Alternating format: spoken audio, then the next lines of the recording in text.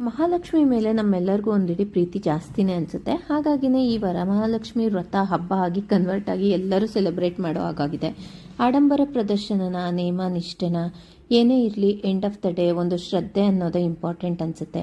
ಪ್ರತಿ ಕ್ಷಣ ಪ್ರಿಪ್ರೇಷನಲ್ಲೂ ಲಕ್ಷ್ಮಿನೇ ನೆನೆಸ್ತಾ ಇರ್ತೀವಿ ನಾವು. ಆದರೆ ಏನು ಮಾಡೋದು, ಹೆಣ್ಮಕ್ಳು ನಾವು ಅಲಂಕಾರ ಪ್ರಿಯರು. ಸೊ ಲಕ್ಷ್ಮಿನೂ ಇದಕ್ಕೆ ಅಡ್ಜಸ್ಟ್ ಮಾಡಿಬಿಟ್ಟಿದ್ದೇವೇನೋ ಅಲಂಕಾರ ಮಾಡಿ ಮಾಡಿ. ಕನಕದಾರ ಸ್ತೋತ್ರ ಕೇಳ್ತಾ ಮನ್ಸಿಟ್ಟು ಪೂಜೆ ಮಾಡೋದ್ರಲ್ಲಿ ಏನೋ ಒಂಥರ ಖುಷಿ. ಕೇಳ್ತಾ ಈಗ ಅದು ಕಲಿಬೇಕು ಅಂತಲೂ ಆಸೆ ಆಗ್ತಾ ಇದೆ ನನಗೆ.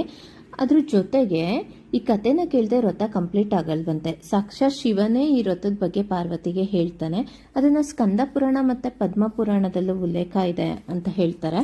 ಮಗಧ ರಾಜ್ಯದ ವೈಶಾಲಿ ನಗರದಲ್ಲಿ ಚಾರುಮತಿ ಅನ್ನೋ ಧರ್ಮನಿಷ್ಠ ಮಹಿಳೆ ಇರ್ತಾರೆ. ಪತಿ ಸೇವೆ, ದೇವರ ಭಕ್ತಿ, ದಾನ ಧರ್ಮ ಇದರಲ್ಲೇ ಮುಳುಗಿರ್ತಾರೆ. ಅವರಿಗೆ ಮಹಾಲಕ್ಷ್ಮಿನೇ ಬಂದು ಕನಸಲ್ಲಿ ಹೇಳ್ತಾರಂತೆ, ಈ ತರ ನೀನು ನನ್ನ ವ್ರತನ ಅನುಸರಿಸಿದ್ರೆ ಸಕಲೈಶ್ವರ್ಯಗಳು ಪ್ರಾಪ್ತಿಯಾಗಿ ಮನೆಯಲ್ಲಿ ಸುಖ, ನೆಮ್ಮದಿ, ಶಾಂತಿ ನೆಲೆಸುತ್ತೆ ಅಂತ. ಸಾಕ್ಷಾತ್ ಮಹಾಲಕ್ಷ್ಮಿನೇ ಹೇಳಿದ್ಮೇಲೆ ನಮ್ದೇನಿದೆ, ಶ್ರದ್ಧೆಯಿಂದ ವ್ರತನ ಆಚರಿಸಿದ್ರೆ ಮನಸ್ಸಿಗೆ ಏನೋ ಒಂಥರ ನೆಮ್ಮದಿ. ಯಾರಿಗೆಲ್ಲ ಹೀಗನ್ಸುತ್ತೆ, ಪೂಜೆ ಎಲ್ಲ ಮುಗಿದ್ಮೇಲೆ ಲಕ್ಷ್ಮಿ ಮುಖ ಇನ್ನೂ ಕಳೆಯಾಗಿ ಕಾಣುತ್ತೆ, ಎಲ್ಲೋ ಒಂದು ಹೊಸ ಚೈತನ್ಯ ಸೆನ್ಸ್ ಆಗುತ್ತೆ. ಎಲ್ಲೋ ಒಂದ್ ಕಡೆ ತಾಯಿನೇ ನನ್ನ ಕೈಯಿಂದ ಪೂಜೆ ಮಾಡಿಸಿದ್ಲು ಈ ಸಲ ಅನ್ನೋ ಒಂದು ನಂಬಿಕೆ ನನಗೆ ಈ ಸಲ. ಮತ್ತೆ ನೆಕ್ಸ್ಟ್ ವಿಡಿಯೋದಲ್ಲಿ ಸಿಗೋಣ. ಅಲ್ಲಿವರೆಗೂ ಬೈ ಬೈ ಗೈಸ್. ಲಕ್ಷ್ಮಿ ಎಲ್ಲರಿಗೂ ಒಳ್ಳೇದು ಮಾಡಲಿ.